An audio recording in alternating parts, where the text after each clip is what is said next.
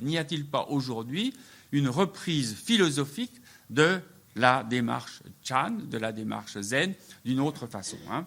Et au début du XXe siècle, effectivement, une école de philosophie japonaise va apparaître et va vouloir à la fois, en quelque sorte, intégrer les apports de la pensée occidentale, de la philosophie occidentale la plus contemporaine, en particulier à l'époque c'est Bergson et c'est la phénoménologie de Husserl, mais en même temps qui voudrait garder l'identité chinoise, qui voudrait asiatique et japonaise, et qui voudrait en quelque sorte retrouver sa culture, hein.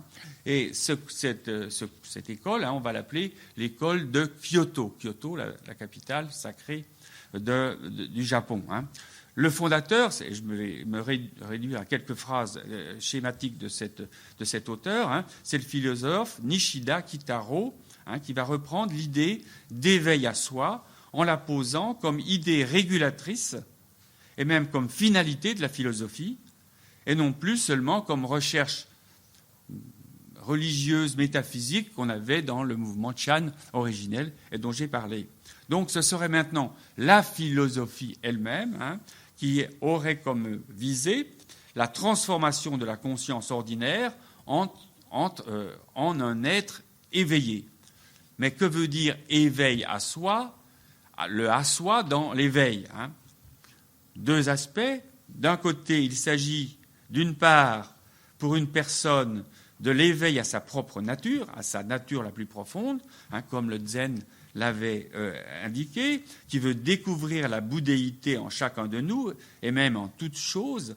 Cette expression prend alors le pas sur ce qui était initialement le projet de Nishida Kitaro, qui était celui de l'expérience pure, pour revenir à un projet qu'on retrouve chez Bergson, dans certains textes de Bergson, il voudrait revenir à l'expérience pure sans passer par le langage, etc., par une intuition directe du monde sensible. Et puis de l'autre côté, hein, il s'agit d'autre part d'un éveil, non pas tant réalisé par la personne individuelle, hein, que destiné à avoir spontanément, de lui-même, sans interférence, un processus d'éveil qui serait l'éveil à soi de la réalité elle-même.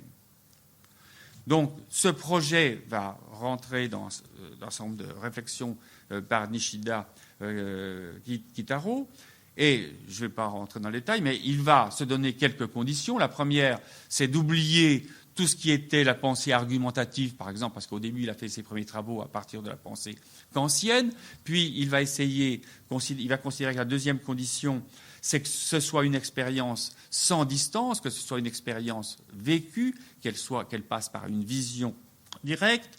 Troisièmement, l'état d'éveil est est opposé à la manière courante de penser. C'est un éclair d'éternité dans le temps, une sensation éphémère de la totalité. Donc ça, on retrouve bien l'expérience, on pourrait dire mystique, du Chan ou du Zen initial, qui surgit au milieu de nos représentations ou au milieu de nos passions et de nos volitions.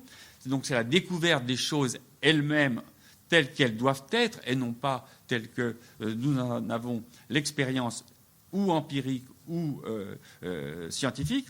Enfin, dernier point, et c'est peut-être l'essentiel, c'est même l'essentiel, l'idée d'éveil comme présence éternelle, non subjective et non égotique, ouvre la possibilité d'un nouveau point de vue sur le soi qui agit et qui connaît. Il y a un autre soi qui agit et connaît dans l'état d'éveil à soi. Alors que la conscience de soi, c'est-à-dire la conscience au sens habituel du terme, conscience de ou conscience de soi, dans la pensée par exemple occidentale chez Hegel, puisqu'il a beaucoup travaillé sur ce point, Kitaro, il y a un autre soi qui agit, donc. Et la conscience de soi indique un champ dans lequel la réalité est saisie par un soi individuel, un je. Dans l'éveil à soi, c'est la réalité qui devient éveillée à elle-même dans le soi de l'éveillé. C'est ce qu'il appela le véritable soi, dont j'ai l'intimité présentielle dans cette expérience. Donc l'intimité à soi avec le tout, avec le monde cosmique, hein, qui est le projet Chan, hein, se retrouve restauré dans une philosophie japonaise, hein, mais la condition, et c'est ce sur quoi je voudrais revenir, hein, c'est l'oubli de soi. Hein, donc un point fondamental, pour qu'il y ait rapport à ce nouveau soi, il faut qu'il y ait oubli du premier soi, le soi de la conscience de soi. Hein. Nous nous étions demandé si l'intimité de l'ascétisme, au départ, ma première question à l'introduction, de l'ascétisme zen n'aboutissait pas à l'oubli de soi, hein, c'était ma question. Hein. Nous voyons ici que dans l'école de Kyoto, non seulement il y aboutit, mais il le requiert. L'oubli de soi apparaît comme la condition de possibilité de l'accès à cette présence intime à soi. La méditation transcendantale, si on l'appelle ainsi, hein, est-elle un chemin qui mène à l'indifférence de la condition humaine, à ses espoirs? Nishida l'affirme. La vraie personnalité, dit-il, c'est l'oubli de ses espoirs et l'indifférence à soi. Alors, est-ce que ça peut être encore une philosophie si on oublie les espoirs, s'il n'y a plus d'espoir, s'il n'y a plus de projet d'action, s'il n'y a plus de souci de soi et d'autrui? Est-ce que ce n'est pas la fin de la philosophie comme sagesse?